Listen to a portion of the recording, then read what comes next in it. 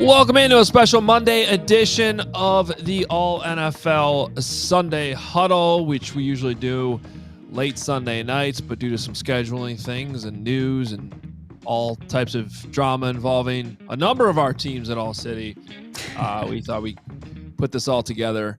Monday is noon central where I am in Chicago. It is 1 o'clock in Philly, where our guy Jamie Lynch joins us for the first time on this show. Jamie, awesome to have you on here. Yeah, awesome. I've been watching the show myself from home sometimes. It's a really cool thing you guys are doing, so honored to be here.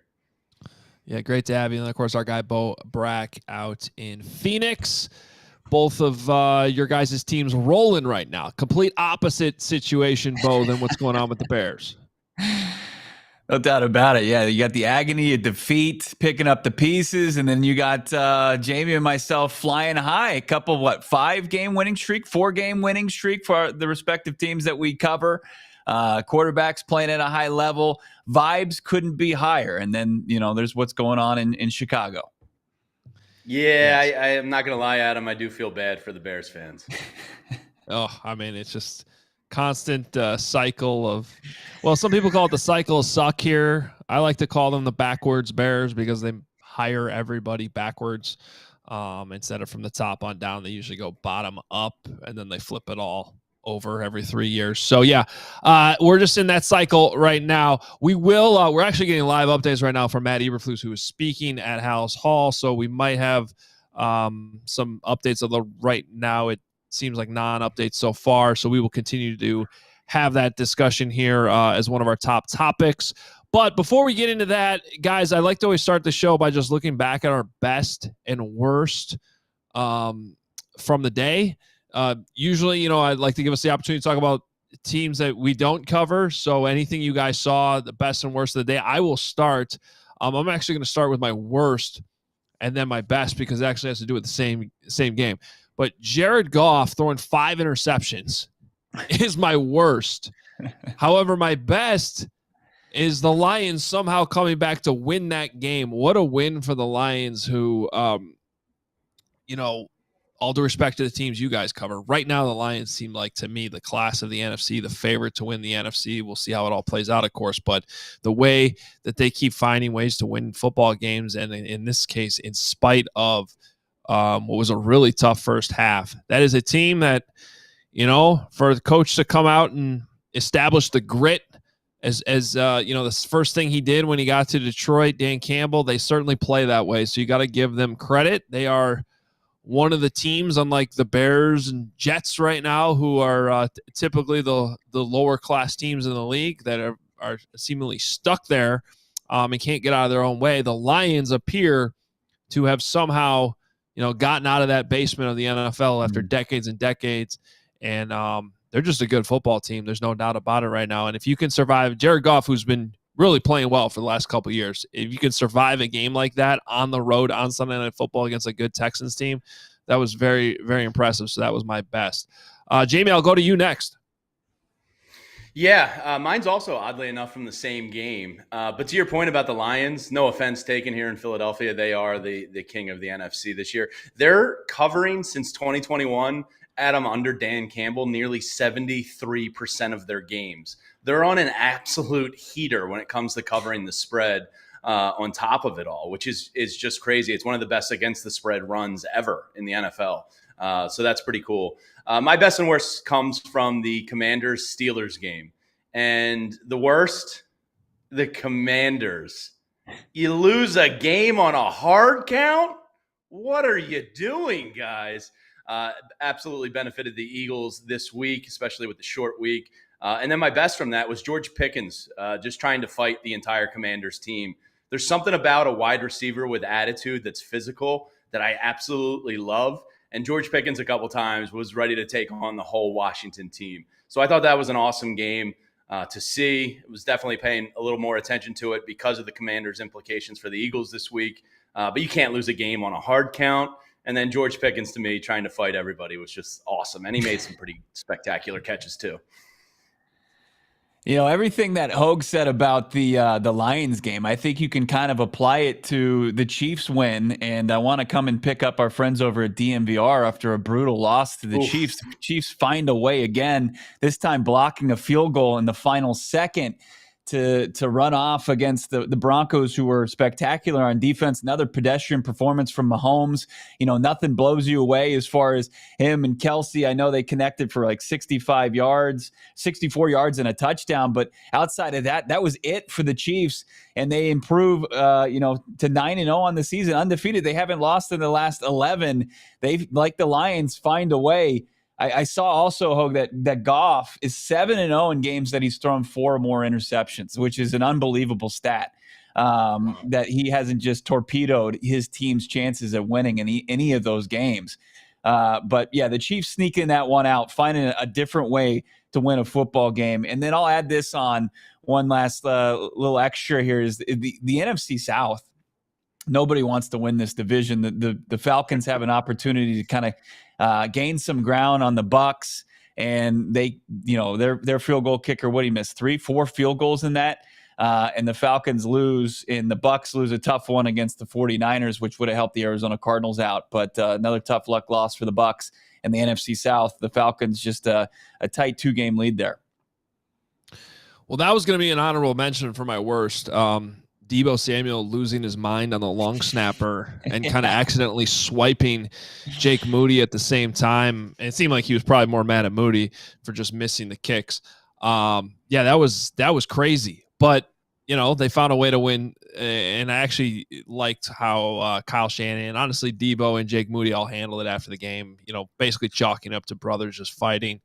And Kyle Shanahan said they'd squash it on the plane home and love each other again tomorrow. So I thought that was all handled pretty well, but a huge win for the 49ers, who and honestly, that was, both of those teams really needed that game. So a lot of those noon games are really good, that early window. But one of the games that was not is where we're going to start, because we are getting some live updates from the Bears right now. A lot of drama this morning with this team. Obviously, you probably throw it up as one of the worst losses in the league this season Bo, you saw it last week. They didn't show up in Arizona.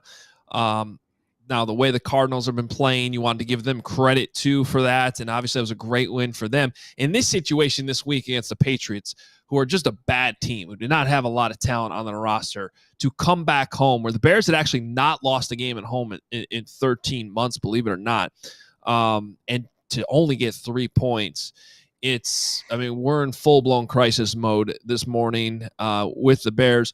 Matt Eberflus' press conference was just going on. He did say, to kind of squash some concerns that just came out right before we started the show due to an Adam Schefter appearance on Pat McAfee's show, they are not benching Caleb Williams. Caleb Williams is going to continue to be the starter, which is good, because I was about to lose my mind if that was going to be the solution that they had. They are definitely looking at changes. We have this update right now on our CHGO Bears Twitter account. Matt Eberflus said there will be changes and adjustments being made, but the Bears head coach did not go into the exact details of those changes. I think, guys, at a minimum, we're going to see a different play caller. For those of you that might be unfamiliar with how we do things in Chicago, we like to make things as hard as possible. We cannot just come out like the Raiders did last Sunday night and be like, Luke Getsy is fired. This is going to be some Shane Waldron will be reassigned to passing game coordinator or something, and someone else will take over the play calling duties. This is just how they got to do it in Chicago. It's rare for them to even make a move like this in the middle of the season. And caught in the middle of it. And this is where I'm really curious about your guys' perspective on this. Appears to be Caleb Williams, who, Jamie, I don't know if we've heard your thoughts on Caleb so far. I know most of the guys on the show that we've talked to this season, and it's been reassuring for those of us in Chicago, like Caleb Williams, think he's going to be really good despite everything going on. Our fear right now in Chicago is that the Bears are doing what they do and they're just ruining another young quarterback. But in this case, Caleb Williams seems way more talented than the past ones that have been here. Yeah, you can fill me in a little more on the offensive line performance, but the last 25, 30 years in Philadelphia, we've been spoiled from the Andy Reid philosophical approach of there's no point in getting a young quarterback in this league if you can't protect him. And from the little I've seen of Caleb this year, you can see the talent is there, but the guy's under duress, it's seemingly every play. So it's interesting to me that not just the Bears, but, all teams, Bryce Young in particular, he actually only took 1 sack this weekend versus the Giants. But all teams that have rookie quarterbacks aren't investing the prior 2 years in high draft picks of offensive linemen, aren't signing top of the market guys. Because if you throw a young quarterback in this league to the Wolves, that's exactly what's going to happen. It's going to be carnage. And I feel like Caleb Williams isn't really given a fair shake here, given, the offensive line woes out there. I almost feel bad for the guy in a weird way. DJ Moore seemingly is half quitting on plays. That Hail Mary really seems to have broken them. And they just seem like a poorly coached team. And I'm shocked as an outsider that Eberflus is still there because, it's not a small sample size anymore. Maybe an in-season firing is too drastic, but it happens all the time. So, one, I'm shocked at the underperformance of the offensive line, and two, that he's still there, frankly, because, from an outsider's perspective, it looks like this team is all but quit on the season. It's been head scratching. It really has, just as far as how they're deploying this offense with it. I mean, I know you're impressed by Caleb Williams, the prospect, and what he was able to do at USC. And I think that still gives a lot of people confidence, including myself, that he's going to be a productive, good quarterback in the NFL level.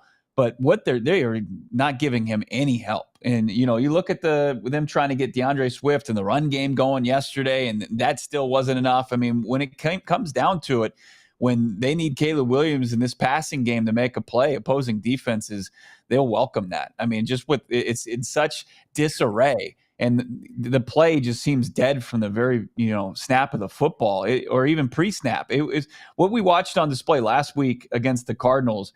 I mean, I feel you, Hoge, where it's like you can credit the Cardinals defense, but a lot of that was the issues going on with the Bears on offense. And, the Jets this week suffered from the same thing, and the Cardinals just happened to be, the team that benefited from it.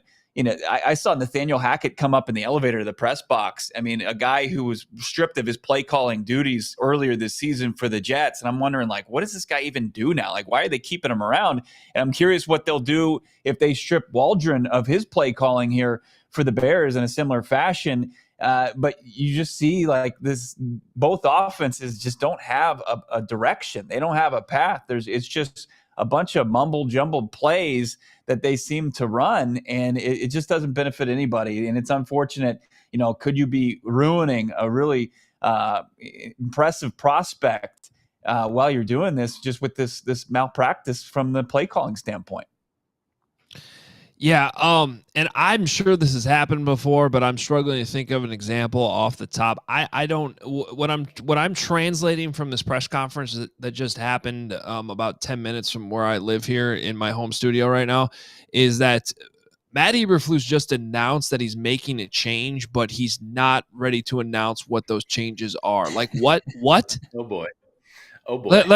He's basically said we're looking at changes. Changes are going to be made, but we're still in the evaluation process. That just tells me there's a huge. Open your mouth. Yeah. It just tells me there's infighting going on, and they can't figure out who should be running this thing. That there's a big disagreement over who should be the guy that's calling play. That's crazy, but that's where the Bears are at right now, I guess, guys. Whew. So are you guys already in the stage, Adam, where you're, hoping and praying that Ben Johnson comes to Chicago in the offseason, or they get the next, whether it be a Mike Vrabel or whoever? Is that already the focus of Chicago Bears, hopes and dreams right now? Yeah, pretty much. And that was that essentially kicked off officially last week when they lost to the Cardinals. I mean, the way the Hail Mary was bad. I thought the bigger issue was how it was handled publicly in the 48 hours after that game, with the head coach basically just denying all responsibility, putting it all on the players. And so we knew going to Arizona last week, okay, this game's going to tell us a lot about how much he still has this locker room. Are they going to come out and fight? And, last week the spread with the Cardinals was basically 1.5. Could have gone either way, it felt like, during the week. By the time we got to kickoff, when you looked at the injury report, when you looked at the mood of that team, there was a really bad feeling. And that's how it played out on the field. And the Cardinals just killed them. And so at that point, it was like, all right, this thing's pretty much done. Now, we all, unfortunately, still picked them to beat the Patriots, because the Patriots are that bad and the Bears have been good at home. And then, this is just where that thing's heading. And I think Ben Johnson's probably the name that everybody is hoping for at this point. You think he'd want to come to Chicago? I mean, there's been reports that he's going to be picky as far as what his next destination is going to be. He's not going to – I mean, this previous offseason, he had opportunities. He denied some requests, yeah. He denied them. And, does he look at the Bears who, you can shift all this furniture, but it's still, the Titanic that's sinking to the bottom of the ocean like year after year? I mean, is there confidence that they can persuade a guy like Ben Johnson to leave his position in Detroit? Caleb Williams would be why, right? Yeah. I mean, that would be Caleb it, Williams, right? then it becomes a great place. Yeah, I think that's the thing. But people thought that it was different this time, that Caleb was actually walking into a good situation, and it obviously has not played out that way. So if I'm Ben Johnson, I'm very picky. Money too. I mean, there was reports that he wanted like $15 million last year. I don't know if that ended up being true or not, but the Bears traditionally are not a team that's willing to pay top dollar for a head coach too. So, but you got Caleb Williams on your roster, and you cannot screw this up. And right now, that's exactly what they're doing. So, man, you would hope that ownership would be willing to do whatever they possibly can. Yeah. Because I keep repeating myself on this, but they're already an eighth of the way through Caleb Williams' rookie contract. And when you think about it that way, that's kind of scary. Right. Yeah. I mean, next thing you know, he's finishing year 3 and he's going to be commanding going into that offseason, that mega money extension that we see, with these rookie quarterback contracts. I think, it's important to recognize, though, not always are the top trendy coordinators, the right answer. I mean, they're the top candidates, no doubt about it, because what they've done on their resume. But then you see what's going on here in the desert. Jonathan Gannon wasn't a lot of teams' first choice as far as the coaching carousel, in the 2023 offseason. I think the biggest thing here, Hoge, in my opinion, is, Ryan Poles is going to have to be an evaluator of who's going to be the next leader of men that they can bring into that locker room. You can find a guy that can do the X's and O's fine. Like Eberflus was great as far as, the defensive side of the football and what he had done, before coming to Chicago. But we're seeing that there's a disconnect as far as his ability to lead and hold his players accountable and his coaching staff accountable. So I think that's going to be the biggest thing. Can Poles identify, who's going to be the guy? You don't have to go out there and just throw money at the problem. I think it's just going to come down to evaluation and who they can bring to change the culture there in Chicago. Yeah, and they're not going to be the only team looking for a head coach, which, speaking of that right now, we are going to change our order of conversation a little bit because we got our guy Clarence Hill jumping in with us right now to talk some I was hoping we'd get a little Cowboys in here today. He's got his... What's up, guys? How you doing? Hey, What's up, Clarence? Well, we're doing okay depending on which market we're in right now. Those two guys in the middle of the screen are doing all right now. A little bit of a tire fire here in Chicago, and plenty of drama, it sounds like, with the Cowboys too, which we definitely want to hit on in the show. I believe we have the quotes ready to go too. Let's start. Well, I like the stadium stuff first. I just find this hilarious. So do I. So funny. Yeah. You build a stadium, which is great. We've all been there. It's a great place. But the sun keeps getting in your players' eyes every week. So you got Jerry Jones after the game yesterday saying, by the way, we know where the sun is going to be when we flip the coin. So we do know where the damn sun is going to be in our own stadium. let's just tear the stadium down and build another one. Are you kidding me? Clarence, give us some more context with this whole thing, because I just can't help but laugh. Yeah, I mean, we've been talking about the stadium. It seems like the story comes up every year because the sun gets in the way of, it seems like, just the Cowboys players. I've never seen an opposing team complain about it. It always happened to a Cowboys receiver. They can't find the ball in the sun. And yesterday against the Eagles, red zone opportunity, quarterback throws the ball to CeeDee Lamb. He didn't see the ball in the sun, and it killed the Cowboys' opportunity to get a touchdown, which, obviously the score was 34-6, but this was in the second quarter. It would have been a completely different game. Certainly early on, I think that the inevitable was going to happen regardless, because the Eagles are just such a much better team. But it would have been a different game into the third quarter if they would have been able to connect on this touchdown pass. And, after the game, again, we've been talking about this for years, and Jerry Jones brought this up on his own. He brought the sun up because he knew people were going to be asking him about this. He had his fist balled up. AT&T Stadium is his baby. They called it Jerry World. That the Taj Mahal, everybody wants to come to AT&T Stadium. He does not want you talking about his baby, and certainly he was ready with all the questions. He's stubborn when it comes to curtains at the stadium. Understand this. They put curtains up for concerts. They put curtains up for WWE when they do their big events here. But for football games, Jerry Jones refuses to put a curtain up to block out the sun. And again, it's only hurt his team, his players. CeeDee Lamb said yesterday that the sun was a problem. He 1,000% wants them to put curtains up. Jerry Jones is against it. You saw the great quote about, let's just tear the stadium down. He said, we know where the sun is. We also know where the moon is. Everybody knows this before the game. So he's really upset with the questions about his baby. Well, the funniest part to me, because I was on post game yesterday, is we see the Jerry Jones scrum happen in the bowels of the stadium there. At the same time, CeeDee Lamb's in the locker room going, yeah, I couldn't see the ball.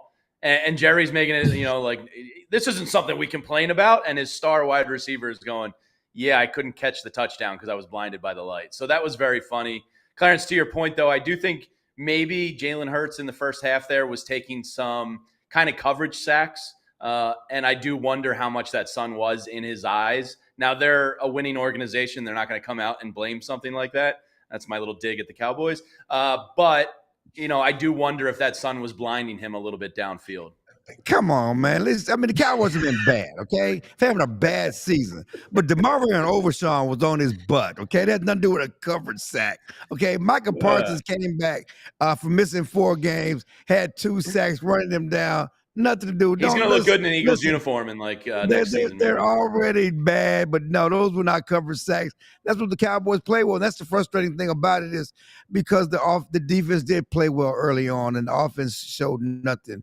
Cooper Rush was awful. How do you pass for 45 yards on 23 attempts? He's quite bad. He's quite bad. They continue to have red zone woes. But yeah, the defense played well in the first. It had nothing to do with the sun. It had to do with Marvion Overshawn and those guys really playing above their heads and just giving the offense a chance. And the Cowboys had 5 turnovers, 49 passing yards for the day. That was the problem, more so in the sun and the curtains. And they're a bad football team right now. Too many turnovers, and that's been a problem all season. But come on, give the defense credit a little bit. Just a little bit now. Come on. Chalking that up to the sun. Jerry Jones sounded like my high school baseball coach when I missed that fly ball. But Clarence, what is the move with the quarterback going forward? Because they bring in Trey Lance to end that game. Are they going to give him an opportunity, or are they going to go back to Cooper Rush? I think at some point he will get that opportunity. I don't know if it happens this week. I know when we talked to Mike McCarthy last night, he said there was something to be evaluated today. Understand this. Cooper Rush before yesterday was 5-1 as a starter in place of Dak Prescott. So there was a little cachet there. There was a little confidence there because of what he's done. But this is not that team. This is not those teams. This team does not play good defense. They don't run the ball well. Their offensive line is horrible. Things that Cooper Rush needs, because he's more of a bus driving type quarterback. Don't make mistakes, make some decent third down throws, but this team needs a plus player quarterback to get something done and somebody to add something.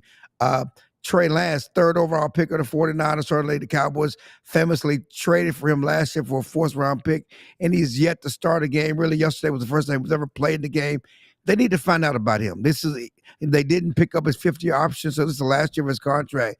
You need to decide whether you want to bring Trey Lance back and continue to develop him to be a backup quarterback for next year, or at least maybe he can play well and somebody signs him as a free agent and you get a compensatory pick. But you need to, at some point, find out about Trey Lance, whether it happens this week or the next couple of weeks. I think Trey Lance will end the season as a Cowboys quarterback.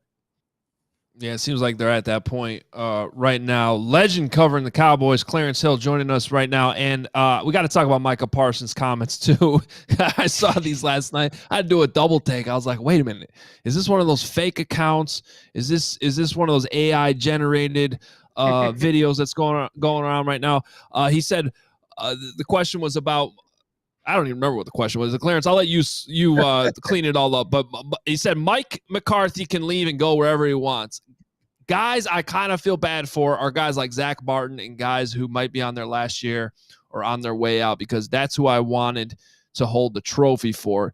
You want to win games and do great things with those types of legends who put in more time and work than Mike McCarthy ever did.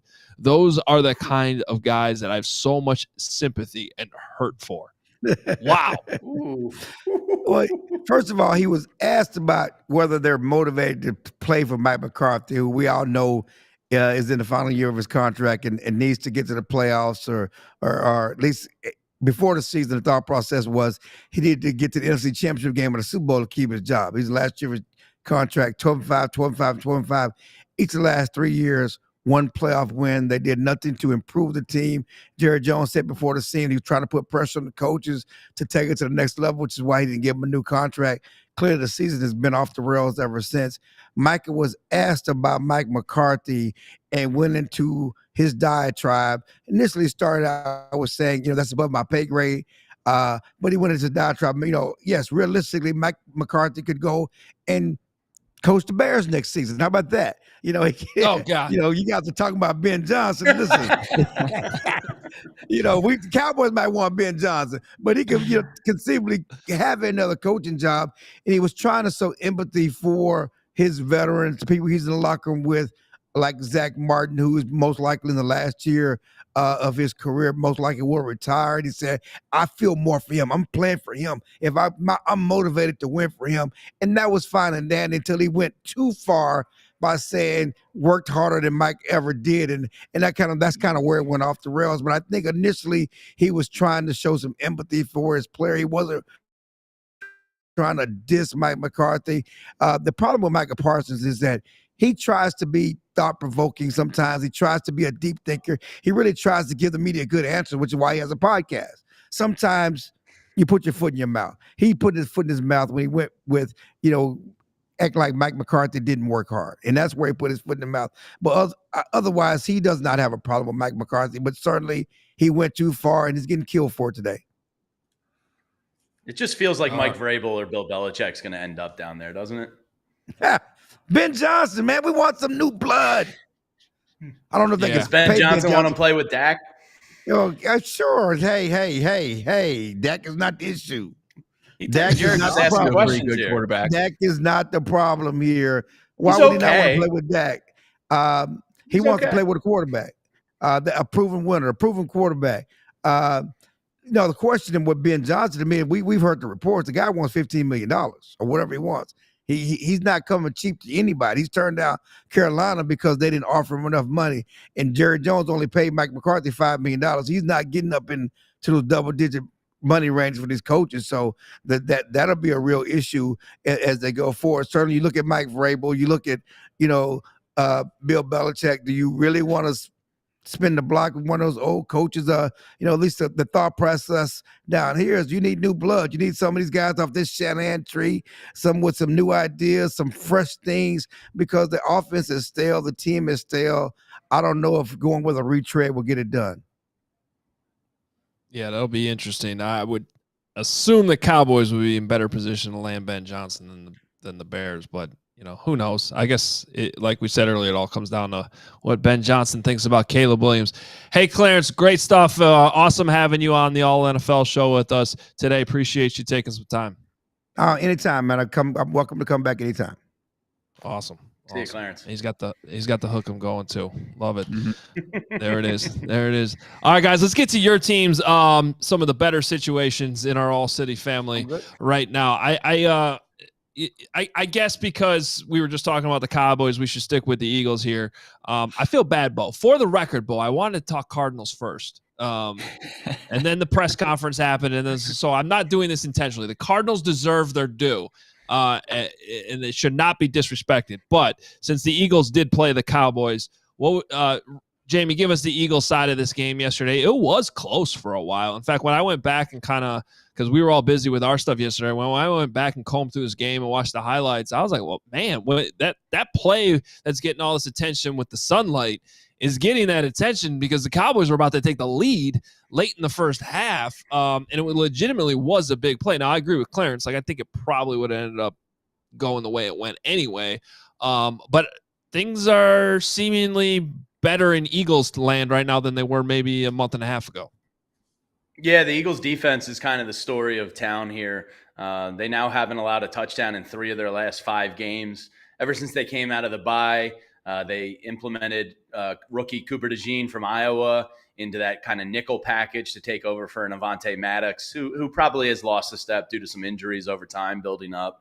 But the defense is kind of the story of it here. Jalen Hurts has cleaned up his turnover issue, which he had before the bye. Had one yesterday, but that was a hell of a play to Diggs. Probably should have gotten the throw off a little bit earlier. But you're exactly right, Adam. I was sitting there yesterday with a group of diehards, and it was 7-6, and the Eagles were absolutely dominating the game. They were getting turnovers in the red zone, and they just weren't taking advantage of it. And they were only up 7-6, and it's almost a situation where you're losing, and then the Eagles scored before half, and then that was pretty much it. It was the kill shot to the Cowboys. They came out in the second half and just controlled the game. The defense is viable. And, they're second in the NFL now in points per game, only behind the Chargers. So, the turnaround they had basically no turnovers the first 4 weeks of the year. And I think they have 12 in the last 5 games. So the turnovers have started to come in bunches. The secondary play between their first-round pick, Quinyon Mitchell out of Toledo, and Cooper DeJean, who they got from Iowa in the second round, this is shaping up to be an A++ draft because at the end of last year, the big problem was the secondary. You had James Bradbury, who was on his last legs. You had a couple older guys, and the Eagles knew they had to address it, and they went out and addressed it with their top 2 draft picks. And it really is kind of the story of the year right now, how good this Vic Fangio defense is playing.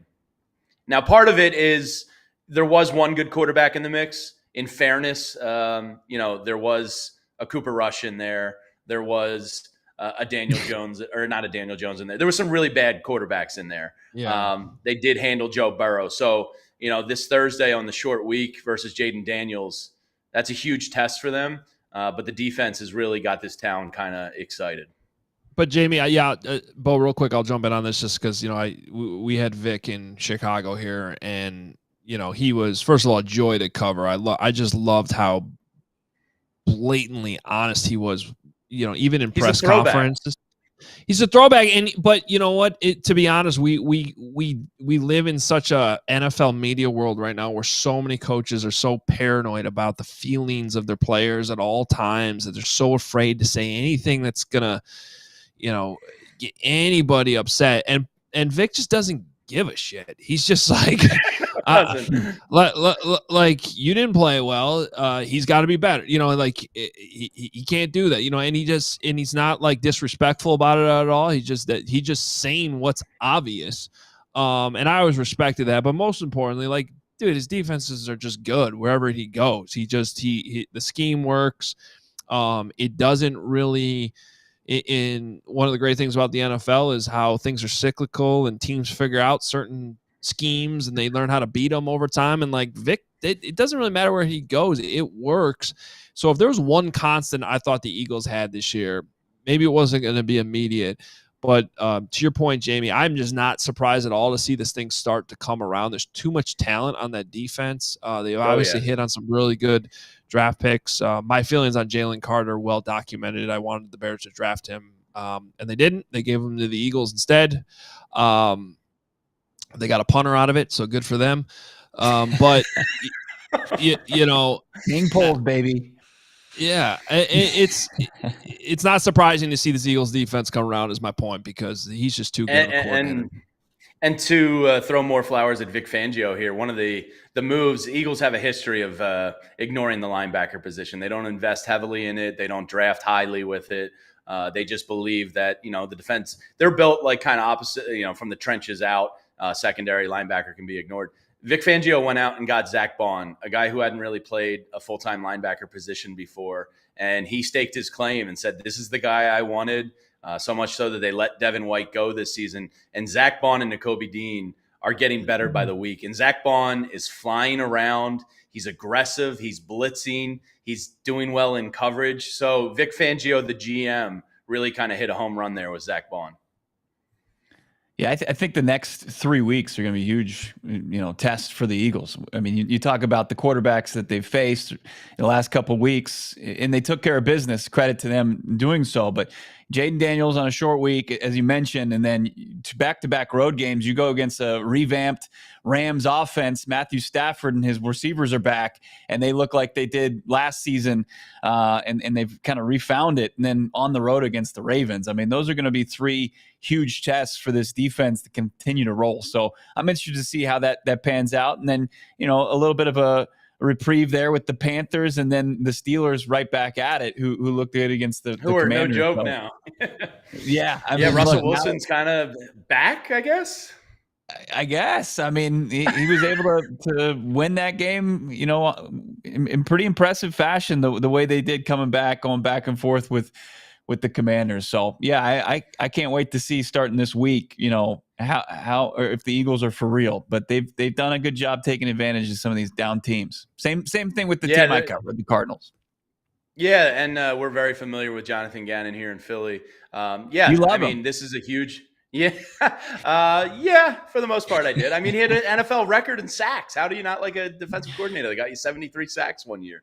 But This Thursday, short week, I think one of the positives there is that the Steelers are a physical team and they beat people up. So the Commanders on a short rest coming into Philly. And quick shout out to our guy, Vinny Curry, who does the postgame show with us. He's actually getting his official retirement with the Birds on Thursday night. He'll be out there for the coin toss. He's officially retiring as an Eagle. So it's a special night here at the PHLY family for our man Vinny, who is going to be honored. So very cool stuff. And Jaden Daniels is super impressive. Every time I watch that guy, he's putting the ball on the money, out of harm's way. He just has that cool poise to him. This is going to be a great game on Thursday. Yeah, and for it to be the Thursday game too. That's a fun one. All right, well, the Cardinals, meanwhile, head into a bye. I don't know if it's good timing on the bye week. The Bears were once rolling into a bye week earlier this season, and they've can't score any points since. Hopefully that's not the case. I think the Cardinals are in a much different situation. But, man, these have been some impressive wins. I mean, you play who you play, and you play them when you play them, but the score is what it is. And the last couple weeks at home, taking advantage of, 2 reeling teams. But it's been impressive to watch, Bo. Yeah, it really has. I mean, as far as the wins that they've had in back-to-back weeks against 2 kind of slumping franchises in the Bears and the Jets, respectively, like very impressive. And you understand, like you know the context here as far as the struggles that the Bears have had offensively, and then the Jets have just been a dumpster fire, from start to finish so far this season. But if it wasn't on the heels, though, of the team getting some pretty dramatic comeback victories before that. I mean, before they took on the Bears, they were in Miami and storming back past a Tua-led, Dolphins team, a fourth quarter comeback from Kyler and crew against, at the time, the top passing defense in the league, led by Jalen Ramsey, that Kyler Murray throws for 307 yards against and really finds his connection with Marvin Harrison Jr. And then, the previous week, you got a win over, a pretty solid Chargers team. I think that they made a pretty good statement this week, pushing their record to 6-3. The Cardinals win a Monday Night Football game in the fourth quarter in walk-off fashion. And they had a good road win before that against the San Francisco 49ers, where they came back and hit a field goal in the final seconds of that game. So if they didn't have that, if they didn't have those on the resume, then you look at these previous 2 games and say, okay, the jury's still out. But I think that this is a really rock solid team. And talking to Jamie and the work that JG did there on the defensive side for the Eagles before coming over here, he's changed the culture completely. And I think that there would be some concern for some teams going in the bye week, but this team, talking to Kyler Murray after the game yesterday, they're going to remain focused. Like their mind's on football, even though they've got the week off, in week 11, the NFL season. And then as far as the coaches, the leaders on the team, they're not going to let people kind of lose their focus going into this thing and be ready for the Seahawks with a path, potentially to 7-4 and to continue strengthening their hold on the NFC West, atop the NFC West standings. So it starts with the leadership of this team. Kyler Murray, guys, just continues to change the narrative around him. The Call of Duty jokes, they're not even going to fit any longer. They're not funny. I was just going to make one. I was going to give him a bow. I was going to give him a flat. You'll get crickets. Well, no, credit to him. I mean, Call of Duty was released 2 weeks ago, and he went out there and got a W. He showed up. It wasn't just a W, though. I mean, this is a guy he missed his first pass to Michael Wilson and then went 22 for 23 with 17 straight, a franchise record completed. Guy was absolutely dealing yesterday. And Hoge, you saw him against the Bears, and it was pretty pedestrian performance. He could just lean on the run game the entire game. It was more a credit to that.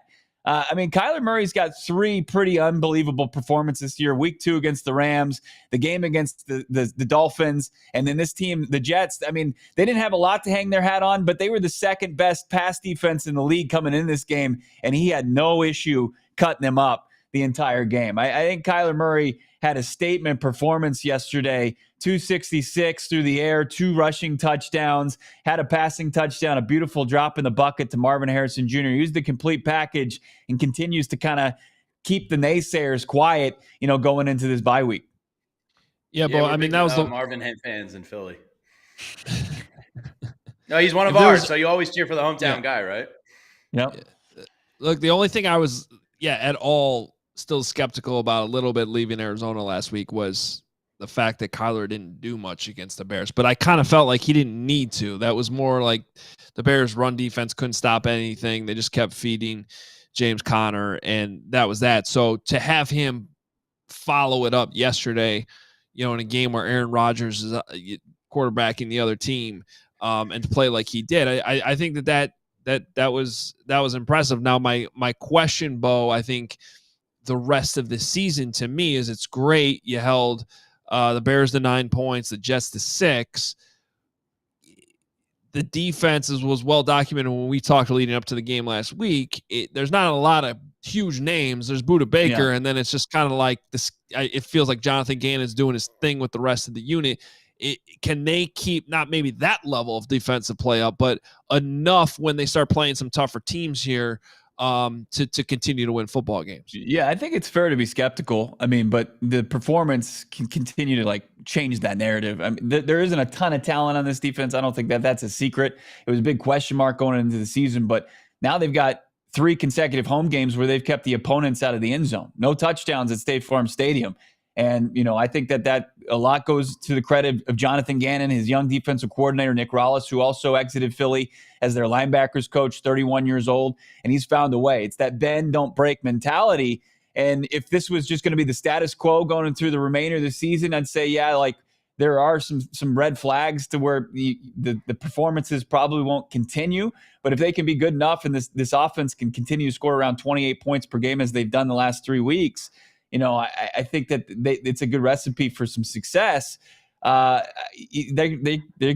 Jonathan Gannon said yesterday in the post-game presser he's confident that 27th overall pick Darius Robinson's going to play this season. And that would be a big piece to add to the defensive front 7. And then they added Baron Browning at the trade deadline. Not a guy that's super productive when you look at him from a box score scouting perspective, but a guy that can, impact as far as pressures against opposing quarterbacks. I think they've got a couple pieces there in a defensive secondary that's young and up and coming. I think Garrett Williams is one of the best slot receivers already in the NFL, or slot corners in the NFL.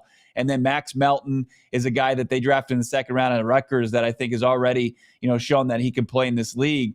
They've got some impressive young pieces to mix with the older pieces. As you mentioned, Budda Baker already over the 100 tackle mark. This defense, I think, has enough to hang around. They're not going to pitch shutouts like they have as far as keeping teams out of the end zone like they have recently. but I think that they've got the ability now to get off the field where earlier this season you couldn't say that.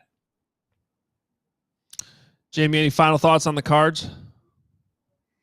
No, I'm curious to see Jonathan Gannon. He kind of it was a weird story arc here in Philly because he led a team to a record NFL record in sacks for a year. He does a really good job at manufacturing pressure without blitzing, and then he kind of left on a sour note during the Super Bowl because there was that whole tampering case where the Cardinals ended up sending the Eagles a draft pick.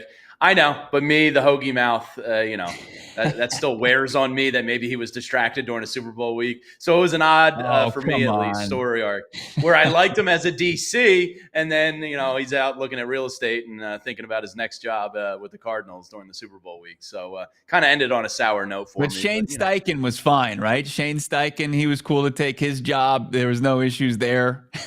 Well, Gannon had already told the Eagles he was staying, so he screwed them. So yeah, he was going to talk. He was talking to the Texans, and then the Texans hired D'Amico Ryans, so he thought he was staying. And then the Cardinals come in, and they said, "Are you interested in the job?" Yeah. Big distraction. And then Jeffrey Lurie said, "Hey, Mr. Bidwell, give me a draft pick. You screwed us."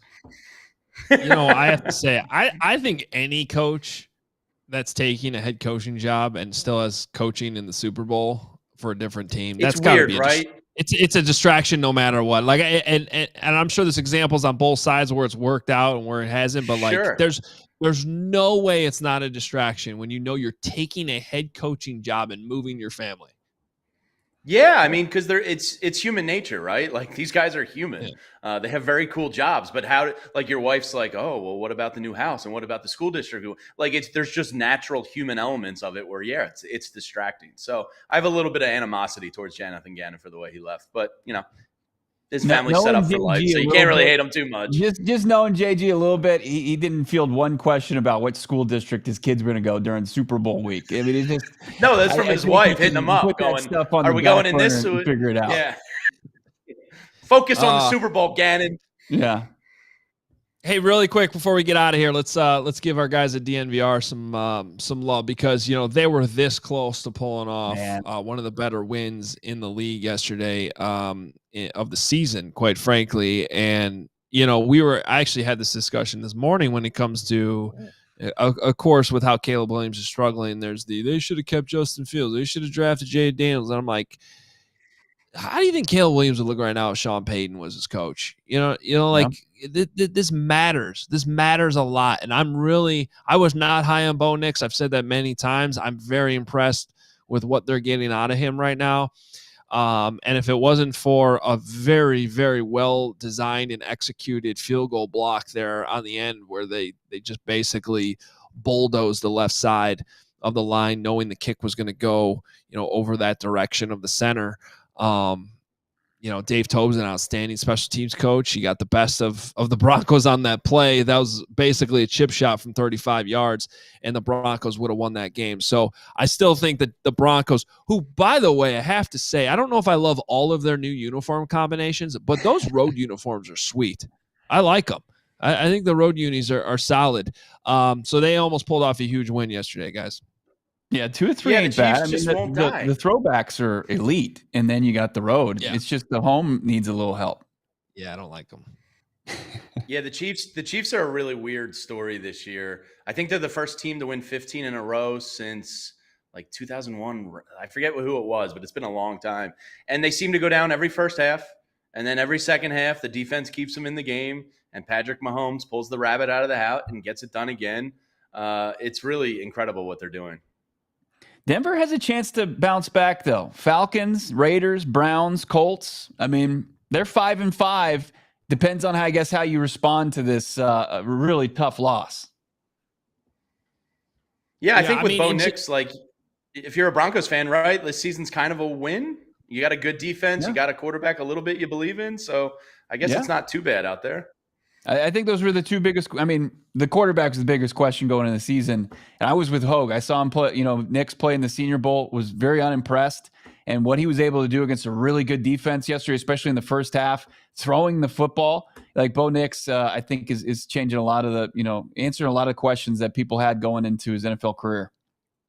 I mean, anybody in Denver would have said if they could go 1-1 against the Ravens and Chiefs, you take it. And they were that close. I mean, especially with how it played out in Baltimore last week, to come back and to really, they were in control of that game, it felt like, for the most part. Now, Patrick Mahomes did miss Kelsey wide open. He did miss Xavier Worthy wide open down the sideline too, and just threw a foul ball out of bounds. So maybe that game isn't that close if Mahomes is playing to Mahomes level, but that's kind of been what Mahomes has been most of this season. So if I'm the Broncos, trying to feel good about what they were able to do yesterday, feels like a litmus test game against the Falcons, who are reeling, coming off that loss to the Saints yesterday. And maybe that game next week in Denver will decide a lot about where those two teams are headed the rest of the season, in terms of like which one can really be competitive and push for the playoffs.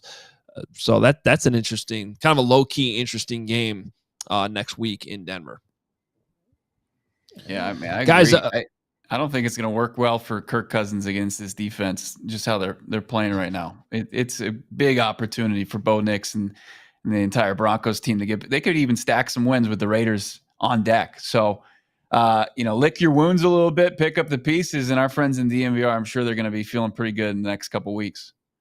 Yeah, can't rule out a 3-game win streak. Falcons, Raiders, Browns. Schedule's not all that daunting, at least until you get to mid to late December. All right, guys, this was awesome.